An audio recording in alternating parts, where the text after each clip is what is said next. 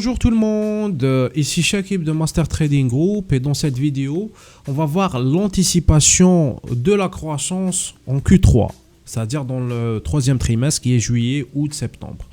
Donc, pour commencer, il faut définir la croissance. C'est quoi la croissance? La croissance, tout simplement, pour ne pas faire dans le technique et dans le compliqué, c'est, prenons un exemple. Par exemple, moi je suis un fabricant de téléphone mobile. J'ai fabriqué en Q2, en deuxième trimestre, 10 téléphones. Donc moi, je vais anticiper, ou les acteurs financiers, les investisseurs, ils vont anticiper. Est-ce que moi, en tant que fabricant, je vais produire plus de 10 téléphones en Q3 ou moins? C'est-à-dire, est-ce que je vais construire 12 téléphones ou 8 par exemple? Donc, pour voir cela, on a besoin d'analyser ce qu'on appelle la chaîne de distribution. C'est quoi une chaîne de distribution? C'est très simple, c'est le parcours du produit, c'est le parcours de vie de ce produit. Par exemple, moi, en tant que fabricant de téléphone mobile, j'ai besoin de la matière première. Donc, je dois importer une matière première pour fabriquer mes téléphones. Il faut analyser cela. Comment elle rentre cette matière première? Est-ce qu'elle rentre avec un coût plus élevé qu'auparavant ou pas? Deuxièmement, dans la chaîne de distribution, on a la fabrication pure et dure, c'est-à-dire c'est bon, la matière première elle est là, on commence à fabriquer les téléphones, donc j'ai besoin d'employés. D'employés que dans ces conjonctures, tout le monde le sait, qu'il y a une pénurie d'employés qualifiés. Je dis bien qualifiés. Ce n'est pas les gens qui ne veulent pas travailler. Il n'y a pas une main-d'œuvre qualifiée. Pourquoi? Parce que c'est une hypothèse émise par moi. Quand on a fermé l'économie en 2021, dans le coronavirus, c'est-à-dire il y a eu ce qu'on appelle un licenciement et un transfert d'employés dans d'autres secteurs. Et ces employés n'ont pas la faculté ou le niveau où ils ne sont pas adaptés au nouveau secteur.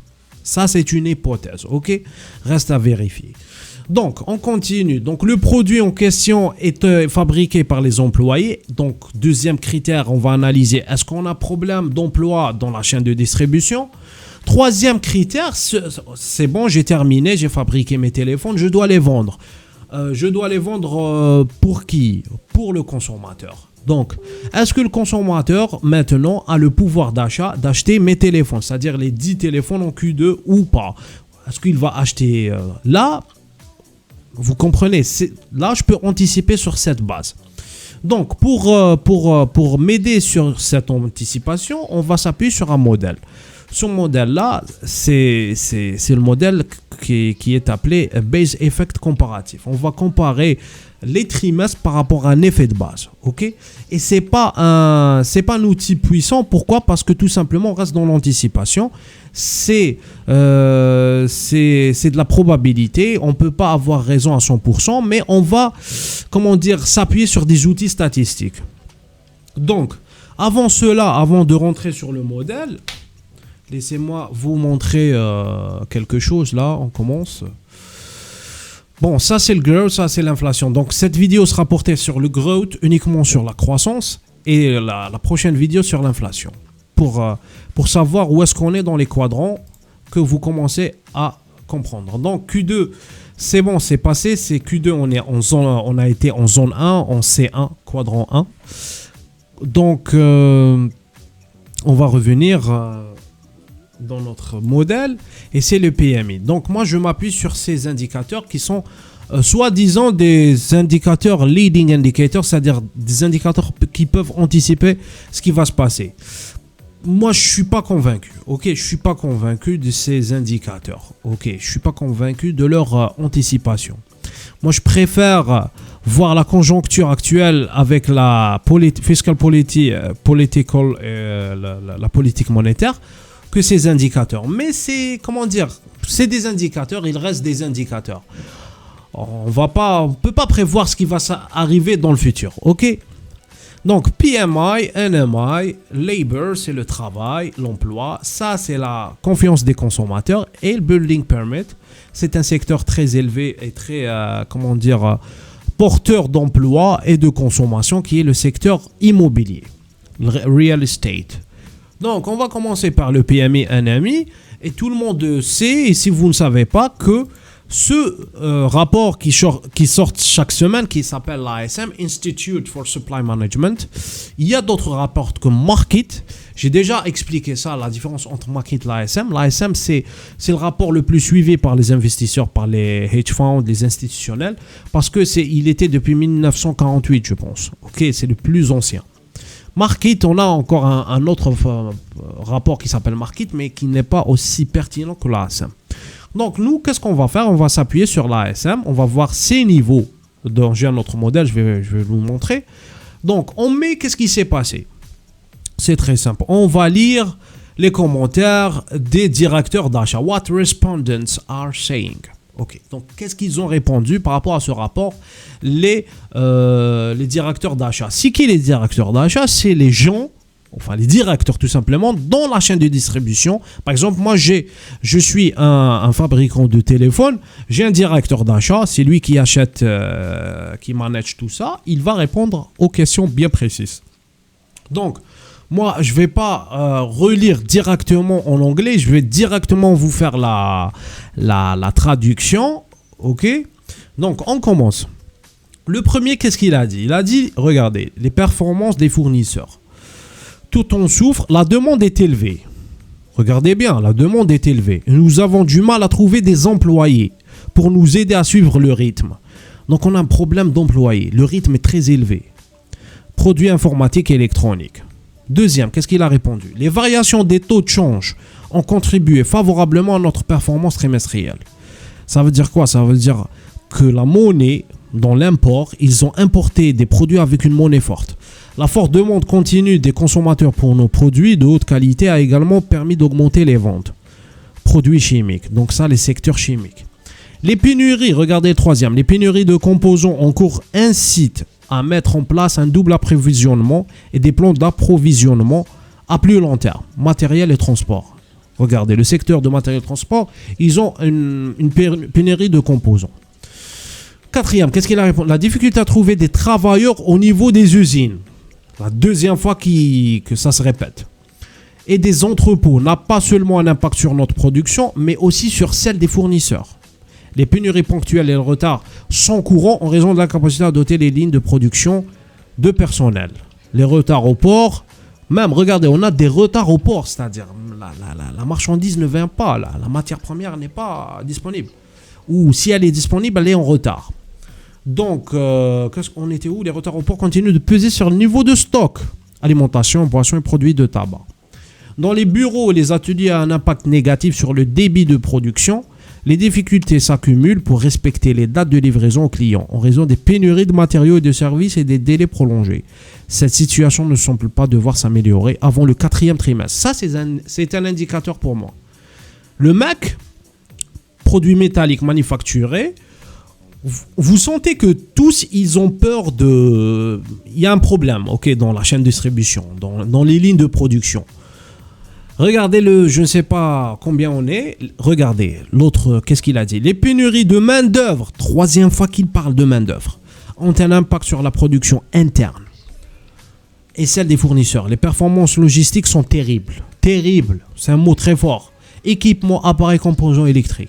L'activité est bonne, mais la main-d'œuvre, quatrième fois la main-d'œuvre, et les matières premières deviennent très problématiques, entraînant des augmentations de coûts. Donc les coûts ont augmenté plutôt. Le resserrement continu de la chaîne d'approvisionnement mondiale et les pénuries de matières premières dues au Golfe, tempête d'hiver, rendent moins probable la reprise de toute entreprise cette année. Vous comprenez? La demande est forte, mais à quoi bon si vous ne pouvez pas obtenir les matériaux nécessaires à la production de vos produits finis? Minéraux non métalliques. Et le dernier, qu'est-ce qu'il a dit? On observe une forte demande et un carnet de commandes, produits en plastique en caoutchouc, très occupés, mais toujours des pénuries de main-d'œuvre, métaux primaires. Ok. Là, écoutez, là, c'est très significatif. Ok. Donc, les directeurs d'achat, à 4 reprises, voire 5, il y a un problème d'emploi. Ça veut dire quoi pour moi? C'est très simple. La ligne de production, la chaîne de distribution, il y a un problème à l'intérieur de la chaîne. C'est-à-dire, non seulement il y a un problème à l'import, c'est-à-dire la matière première fait du retard, il n'arrive pas à temps. Si elle arrive à temps, elle est chère. Et en plus, on a une problématique dans la production avec l'emploi. Deux indicateurs qui vont m'inciter à anticiper un Q3 avec une production moins que Q2. Ok. Maintenant, on va voir un autre schéma dans l'emploi, c'est l'ASM Manufacturing. Ok, les détails. On va voir les détails. Regardez. Ça, c'est encore un modèle avec les composants de l'ASM. Regardez. Ça, c'est le coronavirus, le 4 avril 2020. Ça, c'est mars, en plein coronavirus. Ok. Maintenant, regardez. Le même temps, on est à des plus hauts. On va analyser l'ASM, ce qu'il a fait. C'est simple, on vient ici, tape. Et on fait l'ASM. Regardez. L'ASM, ici, il est en plus haut de ça. Il est à des niveaux plus hauts, historiques. Je vous ai mis la date depuis 1990, je peux aller plus loin. Hein. Non, mais ça sert à rien parce que la conjoncture n'est pas la même. Regardez, soit il y a de fortes chances, parce que ça c'est standard déviation 1. C'est quoi un standard déviation? C'est un outil statistique, c'est-à-dire on est à un standard sur la moyenne. La moyenne elle est ici. Regardez, si je fais la moyenne ici, tac. Légende, titre, étiquette, courbe de tendance. Regardez, ça c'est la courbe de tendance. Je vais la faire avec une autre couleur. Ce sera plus simple. Ok, paf, où est-ce qu'elle est? Le rouge. Ok, on va faire rouge. Vous voyez? Ça veut dire, regardez, on est presque 1,5 de standard déviation. Je vais zoomer comme ça, vous allez voir. Il y a de fortes chances que ça rebaisse. C'est-à-dire que 3, il va diminuer pour moi. Je suis contre. Je suis contre que la croissance ou l'histoire des téléphones portables seront plus élevées. On ne va pas produire plus que Q2, c'est sûr. Pourquoi? Parce que on est en été. En été, les gens vont prendre des vacances. Il ne faut pas oublier cela. Et ces vacances vont impacter sur la ligne de production, sur les lignes de production. Donc, on ne va pas produire plus que d'habitude. Et en plus, on a une très forte demande. Donc, pour moi, c'est très difficile de faire un saut plus haut. Ok? Donc, on va voir. Donc, on va voir l'emploi. Non, avant l'emploi, on va faire l'import, l'emploi et l'export. Ok? Pour la chaîne de distribution. Là, on va enlever l'ASM et on va voir l'import. Regardez l'import, ce qu'il a fait. Regardez.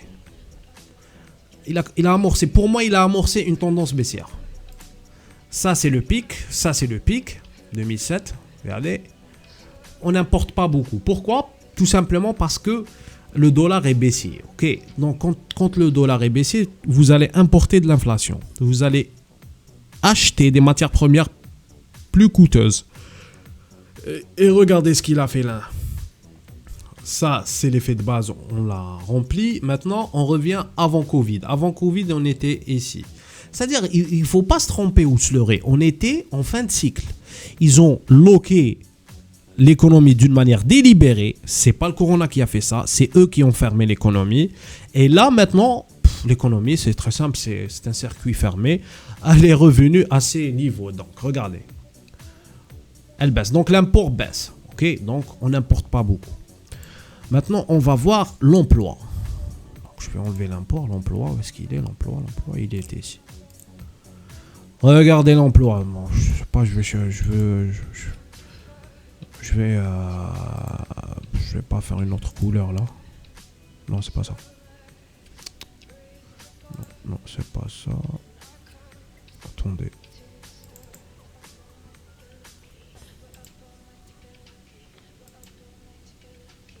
Non.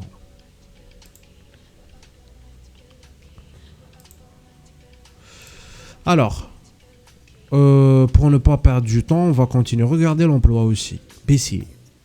On n'arrive pas à faire des plus hauts. Donc, est-ce qu'on va avoir un rebond ici? Ça m'étonnerait. Ok, ça m'étonnerait. On est baissé sur l'emploi, on est baissé sur l'import. On va voir la sortie de la chaîne de distribution là. La sortie, elle était ici, l'export. Ah non, la production. On va voir la production, ce qu'elle a fait. Regardez, elle est baissière. Vous voyez la production, elle est baissière. Donc pour moi, c'est très significatif qu'on va baisser en Q3. Q3, on va pas produire. On va produire plus de téléphones que d'habitude. Donc, est-ce que je peux vous montrer autre chose? Production. Backlog of order. Regardez. Le backlog of order aussi, c'est significatif. Il est très élevé. C'est les carnets de commandes. Ça veut dire qu'on a beaucoup de commandes qu'on n'arrive pas à les satisfaire. Ça veut dire qu'il y a un problème dans la ligne de production. Ok? Ça veut dire qu'on va baisser, tout simplement. On va baisser. On va produire, mais pas... c'est pas une récession, ok? On va produire, mais d'une manière très... on va dire une manière très... au ralenti, c'est ça, au ralenti. Donc, je viens ici sur mon modèle et je fais contre. PMI contre, je suis contre. Le PMI, je suis contre. Maintenant, on va voir le NMI. NMI, c'est le rapport, on va dire, non manufacturier, des services. C'est la même entreprise qui fait ça. Donc, le modèle, il est ici. C'est l'ASM non manufacturier. On va voir le détail. Regardez. L'année passée, c'était le Corona, 52, 41, 45. Maintenant, on est au plus haut. OK? Donc, on va commencer à l'analyser ce NMI. Et là, on va faire l'ASM.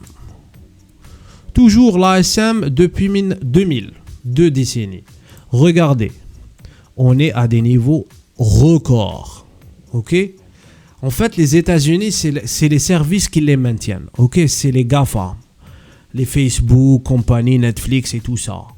Mais la production, c'est pas elle. Ok? La production produit plus comme avant. Donc, est-ce qu'on va continuer dans cette relance ou pas? On va voir les imports, tout simplement, comme d'hab. New orders, hein. Je vais faire new orders, comme ça, je vais vous montrer. Les nouveaux ordres, c'est un indicateur avancé au sein de l'indicateur avancé. Ok, c'est les nouveaux ordres, new order. Si on fait des nouveaux ordres, ça veut dire qu'on a besoin de produire. Regardez, il est mou. Pour moi, il est mou, regardez, c'est très simple. Il est mou, regarde, il a fait un petit rebond et ça me fait penser au BCM. BCM, c'est ça.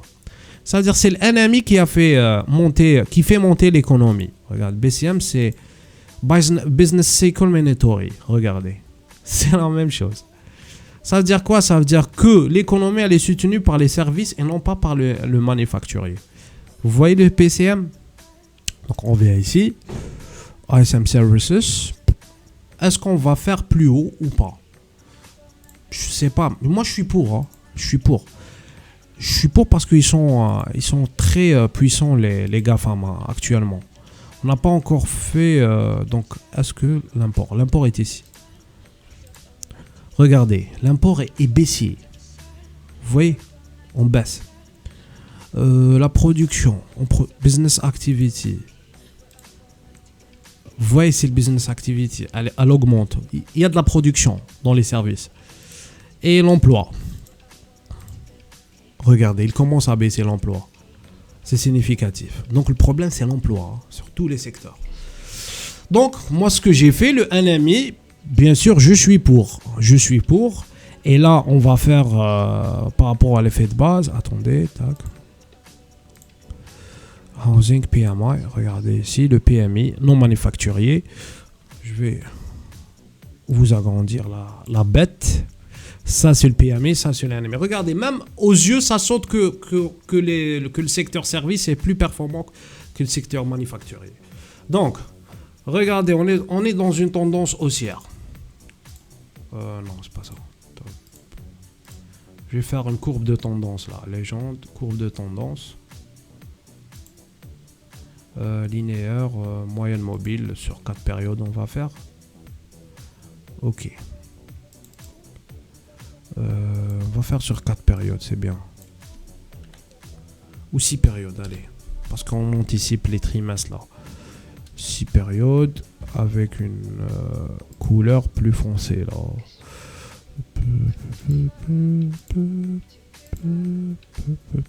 Vert. Ok, vert. Très bien.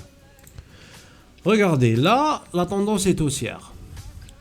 Donc Q2, on va voir le niveau de juin est plus élevé que Q1 et plus élevé que l'année dernière. Donc on pourra avoir une croissance dans l'ASM.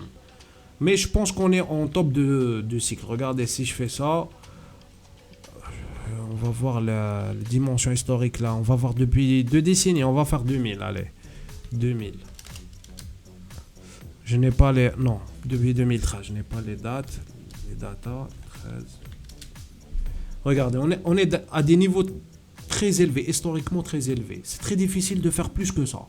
Vous comprenez? C'est très difficile de faire plus que ça. Donc, on restera en expansion, mais un slowdown. Un slowdown. Donc, je reviens ici. Je fais pour. Maintenant, le travail. Le travail... de prime abord, je sais qu'il y a un problème. Ok, de prime abord. J'ai vu qu'il y a un travail sur la chaîne de distribution. On sait tous que l'ANFP n'a pas recouvert les niveaux requis. Regardez, l'ANFP, c'est ici. Regardez. Ça, c'est sa moyenne. Et lui, il est ici. Donc, on a besoin de ça. Taux de chômage qui n'a pas encore baissé sous la barre des 4%, des 5%. On n'a pas encore recouvert ces niveaux-là. Regardez. Ça, c'est Continuing Jobs Claims vs Unemployment Rate. C'est taux de chômage versus les demandeurs d'aide. On n'a pas recouvert ces niveaux-là. On va voir l'historique. On n'anticipe pas par rapport à des données statistiques. Ok, regardez. Vous voyez ici, ça c'est la crise 2008, ça la crise du coronavirus. On atteint des niveaux records. Et ces niveaux n'ont pas recouvert la moyenne ici. Donc, il y a quelque chose qui cloche. Il y a quelque chose qui cloche. Non. Là, je vais faire 1939. Non. J'ai pas besoin de ces données-là. On va faire 2018. Donc, l'emploi, c'est sûr. L'emploi est avec l'industriel production 5%, ici 10,6, l'effet de base, et ça 8,5. Ok, 8,5. On revient ici sur l'effet de base et sur la croissance. Ok, la croissance, pour moi, l'industriel production, c'est un indicateur retardé, avec son effet de base qui est de plus en plus facile à le surmonter. GDP, c'est sûr, je suis pour. L'industriel production, je suis pour. Real PCE, pas le price, l'autre, je suis pour aussi. Ça, je suis contre. Ok, regardez. Parce que les niveaux qu'on avait ici, il va pas les dépasser ici. Ok, en Q3, regardez, Q3 2021. Ça, je vais y arriver. Donc, on continue sur notre lancée sur la croissance. Donc, l'UMCACI, c'est la consommation, la confiance des consommateurs. La demande, elle est là. On a vu sur les carnets d'ordre, les carnets de commande. La demande, elle est là. Donc, les gens consomment avec l'accélération des vaccinations, à la réouverture de l'économie et les aides d'État, c'est-à-dire de l'argent gratuit. Donc, la consommation, elle est là. Donc, moi, je suis pour la consommation. Et on va voir la consommation consumption. Regardez, on est dans une tendance haussière. On n'a pas encore recouvert les niveaux historiquement avant Covid, mais on est en train d'augmenter. Donc, je n'ai pas peur pour la consommation, malgré que j'ai un doute. Hein. Parce que quand on a de l'inflation sur l'économie, eh ben, cette inflation, elle va éroder ou elle va faire perdre du pouvoir d'achat aux gens. Donc, on ne va pas consommer comme avant. Vous comprenez, c'est ça le problème. C'est l'inflation importée. Donc, regardez, même les indicateurs UOM, Consumer Sentiment, et CB, Consumer Confidence, c'est des indicateurs aux États-Unis et sur la consommation. Ils ont ricoché, regardez, paf. Mais on peut faire, hein, on peut continuer dans la tendance. Donc, moi je suis pour. Hein. Building permit, Par contre, le building permit, non.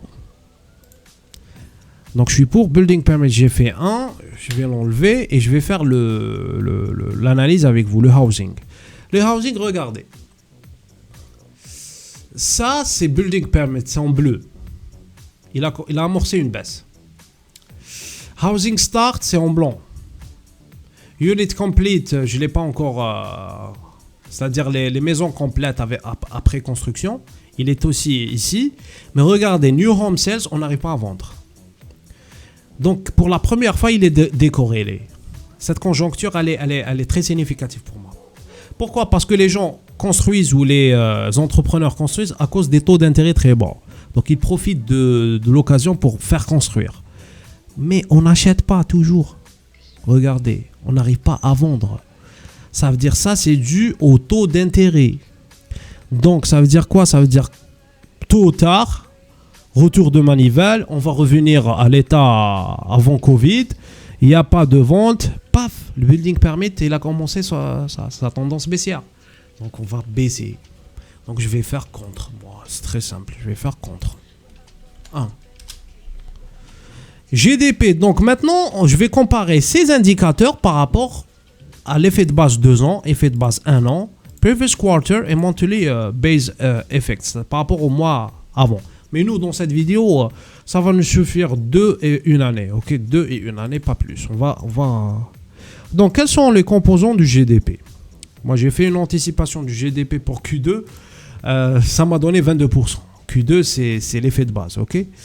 Et regardez, l'anticipation sur 2 ans sur le GDP qui est ici est 6,48%. Changement de pourcentage est 22 sur le 1 an. Donc, c'est facile, on est ici, c'est facile de faire plus que le 2 ans et 1 an, donc je suis pour. L'industrial production, aussi, je suis pour. Ça, c'est le Q2, ça, c'est le Q3, regardez les niveaux, ils sont très faciles. Réel PCE, il y a de la consommation, c'est pour. Et Real Retail Sales, moi, je suis contre, ok? La consommation des ménages, je suis contre qu'il va faire plus que l'effet de base de 2 ans, 1 an en Q3. Donc j'ai fait contre ici. Où est-ce qu'elle est? Je suis contre. J'ai fait contre ici. Regardez le RS. Le RS. Et le RS ici. RS c'est Retail Sales. C'est la vente au détail. Donc qu'est-ce que j'ai eu comme note? J'ai eu 52% pour, 48% contre. Donc regardez. Le growth. Il est, comment dire, il est baissier pour moi. Il est baissier. Donc c'était, j'arrive à la fin de cette vidéo qui sera concentrée que sur la croissance. Et pour la prochaine vidéo, on va voir l'inflation, la chose la plus importante dans cette conjoncture qui est l'inflation. Donc, attendez. L'équipe, n'hésitez pas de partager, de liker, de commenter, de me poser des questions sur la ligne de production. Parce qu'en effet de cette anticipation, les institutionnels vont investir de leur argent. Okay? Il est impossible que les investisseurs laissent leur argent liquide, effectif. Ok? Donc, après la deuxième vidéo qui sera portée sur l'inflation, on va parler de la conjoncture. On va clôturer ces vidéos anticipatives par une conjoncture. On va faire une lecture de la politique monétaire des deux zones communes qui est l'Europe et les États-Unis. Et on va faire la politique fiscale aussi. On va voir un peu le gouvernement ce qu'il prévoit. Et on va terminer avec une l'effet de... Non, behavior. Backtest zone, c'est-à-dire en fonction de quelle zone on est, on va voir le comportement des actifs. Allez, merci. Je vous souhaite une excellente semaine de trading. Allez, à la prochaine vidéo. Merci.